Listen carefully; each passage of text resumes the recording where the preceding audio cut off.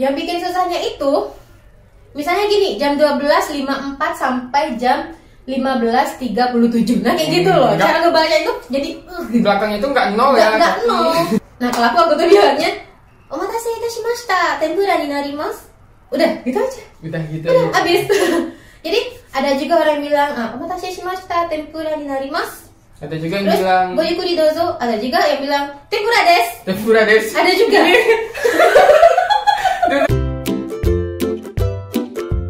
Action. Minasan konnichiwa, Pop desu. Saya desu. Oke guys, di video kali ini kita akan membicarakan tentang ujian perhotelan ya di bidang Tokutegino. Nah kemarin ini kan juga baru selesai ujian Tokutegino perhotelan ya.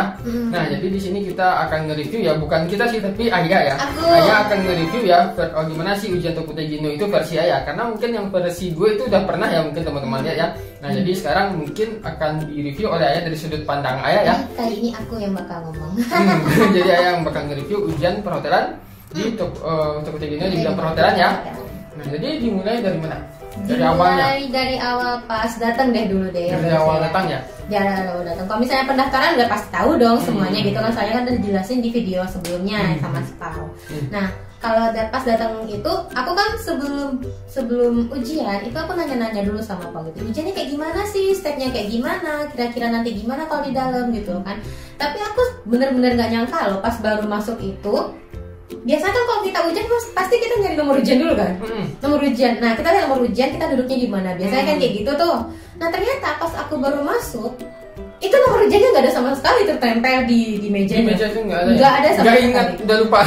Nggak ada sama sekali. Jadi pas baru masuk itu silahkan masuk. Dia bilang gitu kan, abis kita cek, abis cek nomor ujian, abis cek Zario card. Nanti kita tunggu bentar, terus pas waktunya udah ujian kita boleh masuk. Pas masuk itu aku nyari nomor ujianku dong. Otomatis kita kalau misalnya tes taker pasti nyari dong kan. Oh iya, ini pas baru masuk ternyata nggak ada. Kita milih tempat duduk sendiri kita ya. Milih tempat duduk sendiri. Iya, terus dia bilang, deh Kireba, kita kan di depan dulu, pindahin dulu kursi depan. Tapi ya untuk ujiannya ya itu kalau misalnya teman-teman itu mendaftarkan nomor Zario Card ya teman-teman itu saat ujian bawa Zario Card Zario ya. Cardnya bawa. Atau kalau misalnya teman-teman itu mendaftarkan nomor paspor, berarti yang teman-teman bawa itu paspor ya. Tergantung sama apa yang kita daftarin ya. Tapi sebaiknya bawa dua-duanya aja ya buat antisipasi.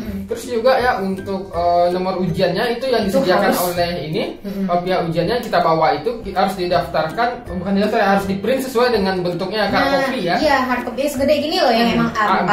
Nah itu emang bukan, kadang kan kemarin itu kejadiannya itu orangnya bikinnya kecil, ada yang kecil, ada yang dia kopinya tuh hitam putih, dan itu langsung disuruh sama pengawas ujiannya buat ngeprint lagi. Jadi ngeprint ulang. Kan dia ada dalam bentuk PDF tuh, jadi di print sono mama gitu aja gitu ya. Nggak perlu dia apain, nggak perlu dia edit segala macem. Gitu. Jangan diedit, jangan dikasih frame apaannya nih, jangan. Ya, pokoknya itu deh gitu.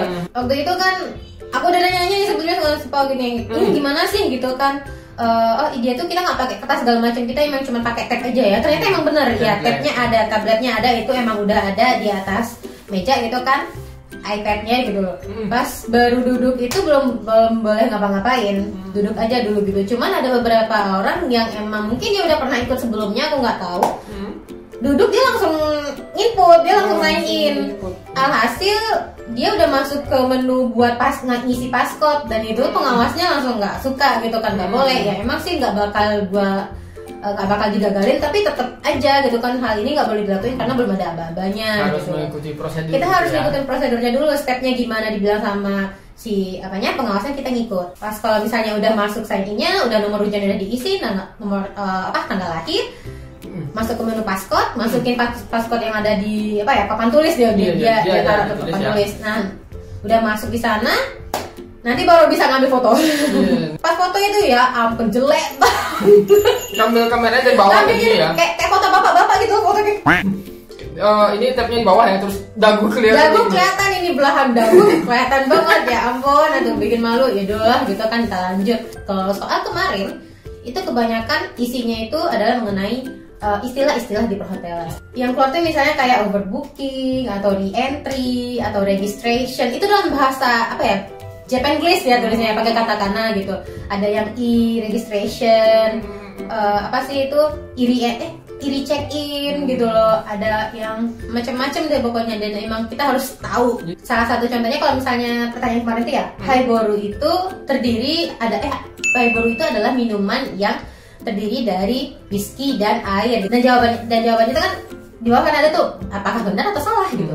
Pertanyaan itu kayak statement ya sebenarnya, bukan pertanyaan sih, tapi kayak statement kita itu emang benar atau salah. Iya, apakah ini benar atau salah gitu. Terus nanti pas terakhir baru itu aku kan sempet ngobrol sama temen kan. Jadi kan ada bagian prakteknya tuh. Yang bagian praktek tuh aku sempet ngomong sama temenku juga sebelum ujian gitu kan. Mungkin dia lupa, dia mikirnya itu kita ingat selama 2 menit. Kita baca nanti kan ada itu pernyataan, misalnya check-innya dari jam segini sampai jam segini, makan siang dari jam segini sampai segini, kayak gitu loh isinya. Aku pikir itu dihafal karena dia bilangnya dihafal.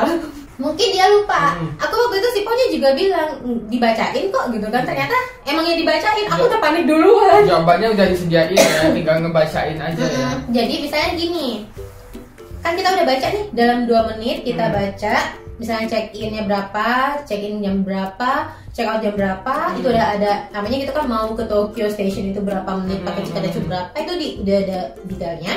Udah ada ditulis udah ya? Ada ditulis. Nanti kita baca maksudnya itu adalah kita baca tuh kita latihan gimana cara kira-kira apa ya informasi ini, gimana cara kita nyampeinnya dengan baik dan benar sebagai seorang frontal lah misalnya gitu loh. Misalnya nih audionya nanya gitu ya.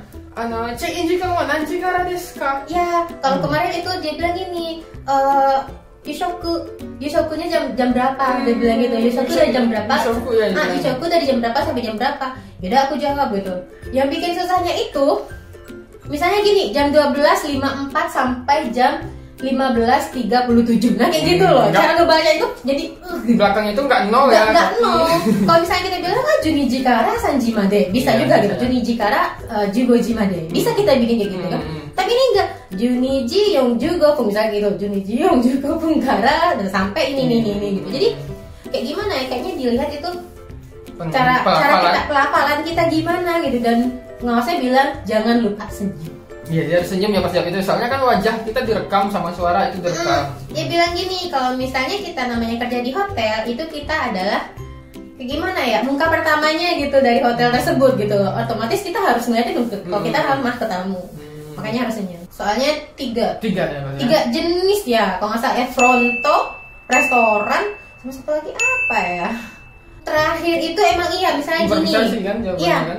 Improvisasi maksudnya tuh dia mau lihat kita itu ngomongnya kayak gimana sih waktu kita nganterin makanan, dan kebetulan kemarin itu tempura. Jadi dia situasinya gini, dia bilang kan, Anda menyajikan tempura kepada pelanggan. Ini dalam bahasa Jepang ya. Anda menyajikan tempura kepada pelanggan. Ini pelanggan nih udah nunggu. Ini pelanggan udah nunggu. Nah, gimana apa yang harus Anda katakan ketika Anda nganterin tempura tersebut? Nih tempuranya udah gitu datang. Kan? Pelanggannya nunggu. Pelanggannya nunggu nih. Kita udah punya tempura, kita mau nganterin nih ke mejanya. Kalau waktu itu aku bilangnya gini. Apa yang harus dibilang gitu ke pelanggannya? Apa harus dibilang kira-kira? Nah, kalau aku waktu itu bilangnya, omatase itashimashita, tempura ni narimasu. Udah, gitu aja. Udah gitu. Udah, habis. Jadi ada juga orang yang bilang, omatase shimashita, tempura ni narimasu. Ada juga yang bilang goyukuri dozo. Ada juga yang bilang tempura desu. Tempura desu. Ada juga. Dulu waktu ujian bilang gitu. Hai, tempura desu. Ya nggak salah juga. Nggak salah. Nggak salah. Mana sih yang paling baik gitu ya? Ya sebaik mungkin kalau misalnya namanya kita di bidang service, otomatis kita harus memakai kosakata yang tene. Itu udah pasti. Dari semua soal itu untuk tingkatan kemampuan bahasanya gimana? Aku nggak tahu ya, tapi itu aku mikirnya N4. N4 ya? Berarti kira-kira level 4 lah ya level N4 bahasanya ya. Dan untuk kosakata yang digunakan kas Chokai gimana? Chokai mudah banget. Mudah ya? Aku mikir mudah banget malahan gitu. Soalnya dia bilang gini, ya? Pertanyaannya tuh kayak gini, aku mau pergi ke Tokyo, mau ke Tokyo Iki, gimana? Berapa lama sih ngabisinnya? Nggak pakai apa? Coba berapa lama sih ngabisin waktu buat sampai ke Tokyo Iki? Jadi aku cuma fokusnya lihat Tokyo Iki Made itu yang paling pertama soalnya tulisannya. Yaudah itu aja yang gue baca. Jadi kalau overall untuk Chokai nggak begitu sulit ya? Chokai nggak begitu sulit sama sekali. Cuman ya satu aja sih yang paling penting, jangan grogi. Soalnya aku itu udah keburu grogi. Dan satu lagi, dalam satu kelas, satu ruangan ujian itu mereka jawabnya sama-sama ya. Jadi hal kadang itu pecah bikin, ya. Pecah konsentrasi, serius. Aku udah berusaha kayak gini loh, gitu. Kayak gimana ya biar headphone-nya itu tetap rapat lah gitu loh, nggak sampai ada suara dari luar masuk gitu. Tapi tetap aja namanya kita dengar orang ngomong, kita ngomong juga, jadi kayak buyar gitu loh konsentrasinya gitu. Jadi memang lebih kurang seperti itu ya untuk review ujiannya. Kalau mungkin dari yang gue jelasin sama Ayah jelasin nggak jauh beda ya. Nggak jauh beda. Tapi mungkin beda pengalaman aja ya. Terus aku juga itu ngeceknya berkali-kali, nggak tahu deh Bisa bener atau enggak. Cuman iya ngeceknya yang berkali-kali. Cuman mungkin ada beberapa karena aku tuh tahu bahasa Jepangnya apa, artinya apa. Tapi karena CCP-nya nggak ada, pengetahuannya nggak ada, hasil aku juga tahu mau jawab apa gitu loh. Jadi emang bener itu kita harus belajar ya. Mungkin buat Nggak cuma orang-orang sekedar bisa bahasa Jepang aja tuh nggak perlu. teman-teman yang Nggak, udah pernah cukup. kerja di restoran atau hotel itu mungkin sedikit banyak ada ya punya pengalaman, jadi mungkin akan terbantu ya saat ujiannya. Iya, jadi kalau misalnya udah pernah kerja di hotel mungkin bakal udah familiar ya sama istilah-istilah yang kayak gitu gitu. Misalnya booking apa atau commission itu artinya apa gitu, pasti udah pada ngerti dong. Gue udah sering denger nih kosakata kayak gini, udah familiar jadi tahu gitu. Sedangkan aku ngerti tapi karena aku nggak punya pengetahuannya jadi aku agak ragu di sana. Jadi aku cuma ngeliat dari bahasa Inggrisnya ini mungkin artinya ini kali ya gitu loh. Nggak dibilang sulit, mungkin nggak terlalu lah. Nggak terlalu, pertanyaannya kayak gimana ya, berdasarkan logika aja. Misalnya kita kalau nunjuk arah itu apakah dengan tunjuk atau dengan kayak gini, harusnya aku kayak gini, nggak boleh nunjuk. Oke, jadi lebih kurang seperti ya review ujian versi Ayah ya. Mudah-mudahan ini bisa jadi bermanfaat buat teman-teman yang pengen ikut ujian hotel ya. Iya. Dan kalau seandainya teman-teman punya pertanyaan silahkan tulis di komen. Dan terima kasih sudah nonton video ini sampai habis. Sampai ketemu di video berikutnya.